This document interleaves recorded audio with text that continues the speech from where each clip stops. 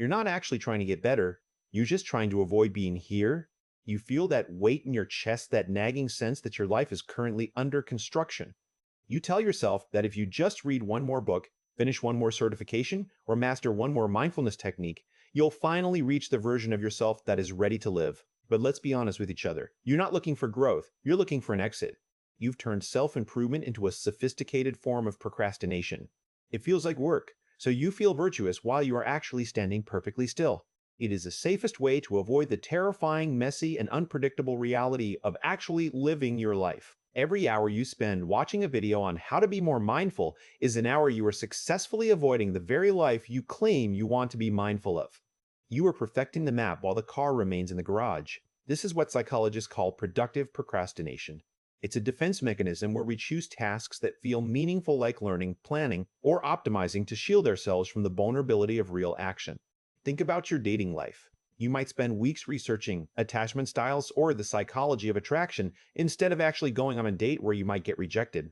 Think about your career. You might spend months optimizing your resume and learning the latest trends instead of putting your work in front of a client who might say no. By staying in the learning phase, you remain safe. In the world of your mind, you are a success. You are a work in progress, and work in progress is a very comfortable place to hide. Because as long as you are improving, you never have to face the possibility of failing at the actual thing. There is a reason this feels so addictive. We are currently living in the cottage industry of the soul. There is a massive commercial machine dedicated to selling you a better version of yourself. When self-improvement becomes a commodity, the goal shifts from healing to consumption.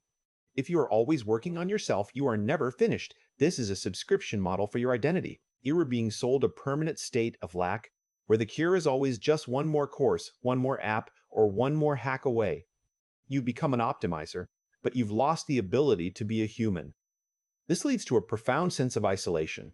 When we treat self-improvement as a secret, private project, we begin to withdraw from the community. We start to see other people as hindrances to our growth, or as people who aren't doing the work as hard as we are. You stop being a person and start being a project, and projects don't need friends. Projects don't need intimacy. Projects need data. They need progress bars. They need benchmarks. But here is the cost of that isolation: self-abandonment. Constant self-improvement often stems from a fundamental lack of self-worth. You believe your current self is not enough, so you constantly abandon your present reality to chase a future version that doesn't actually exist. You are trying to grab a ghost. You are trying to build a house on a foundation that you refuse to acknowledge is already there. This is what psychologists call the knowing being gap. We are currently in an era of information obesity. We have more data on how to live than any generation in human history, yet we are experiencing a crisis of how to actually do it.